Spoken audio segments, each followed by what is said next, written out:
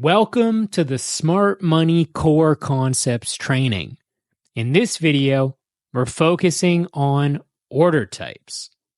If you're looking to get in or out of the markets, there are three basic order types that you need to be familiar with.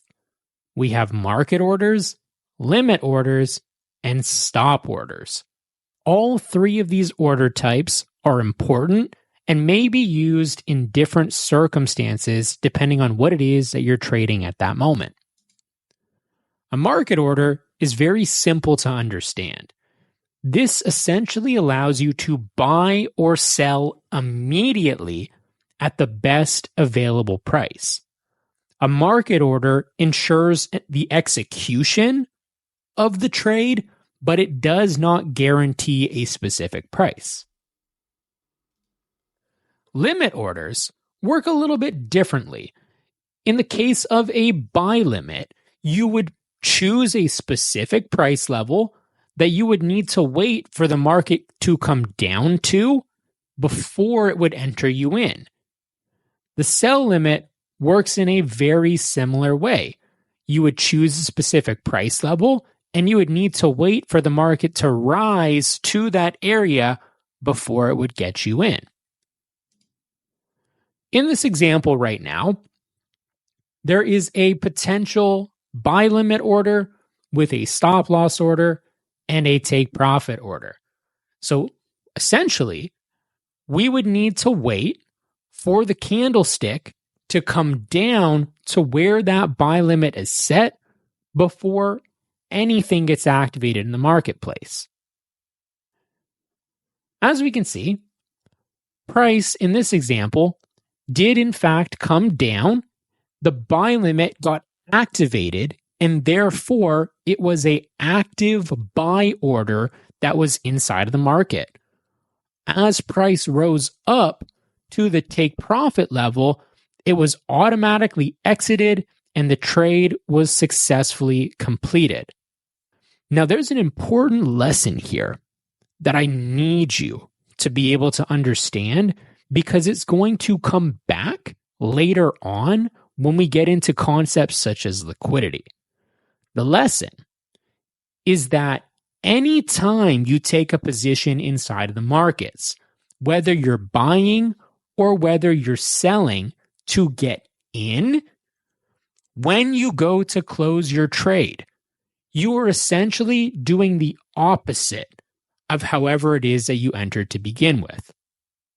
Now, in this example, since we had set a buy order, once price rose to the take profit, essentially, that was a pending sell limit.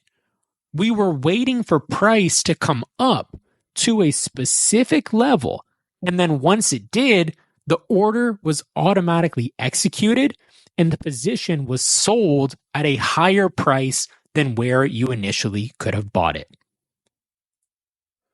Let's take a look at another example. In this one, we're looking at a hypothetical sell scenario. So, waiting for the market to come up into that point of interest before the sell limit order would actually get activated.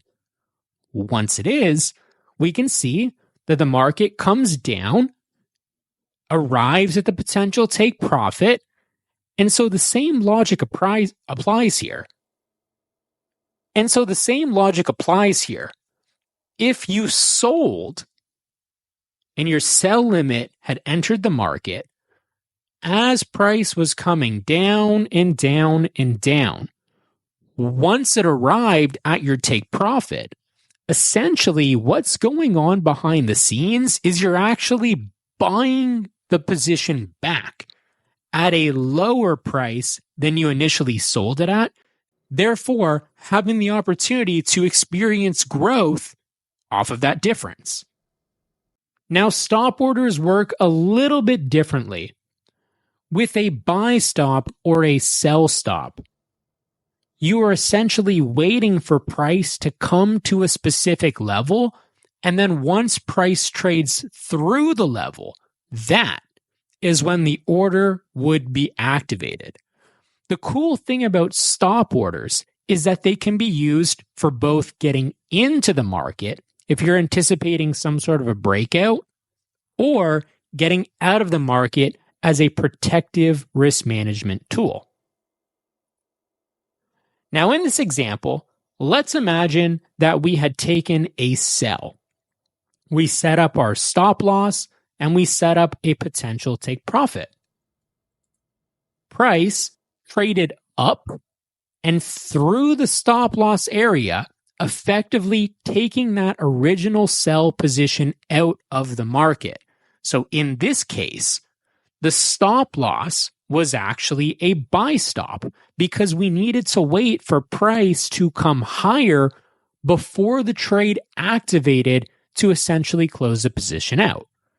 And remember, in this example, because we sold the market as price came up and took us out, what happened was we actually would have had to purchase our position back at a higher price than what we initially sold it at, therefore experiencing a loss because we had to buy it back for more than we sold it for in the first place.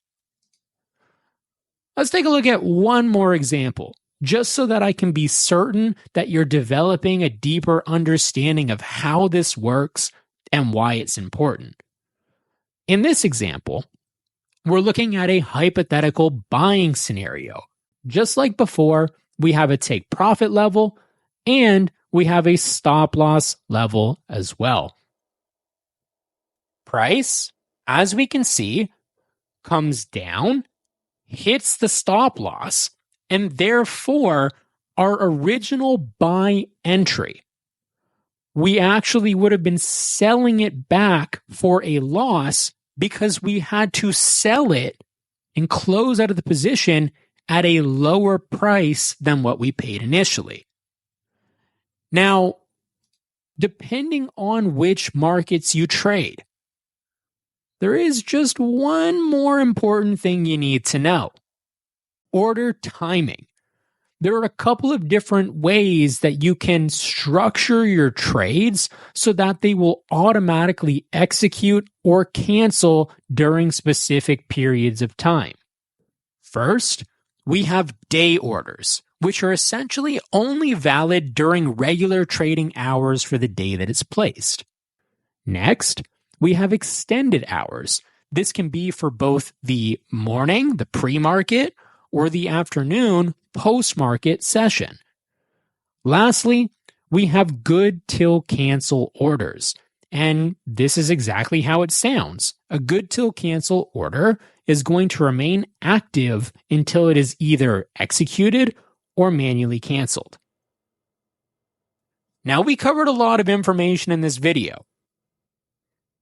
I would encourage you to familiarize yourself with how the orders work, why having the understanding of once you get into the market, essentially what you're doing when you get out is the opposite of how you got in the first place. You're going to be able to approach the markets with a whole lot more confidence because this is a fundamental concept of smart money that we're going to be diving even deeper into in a later training video.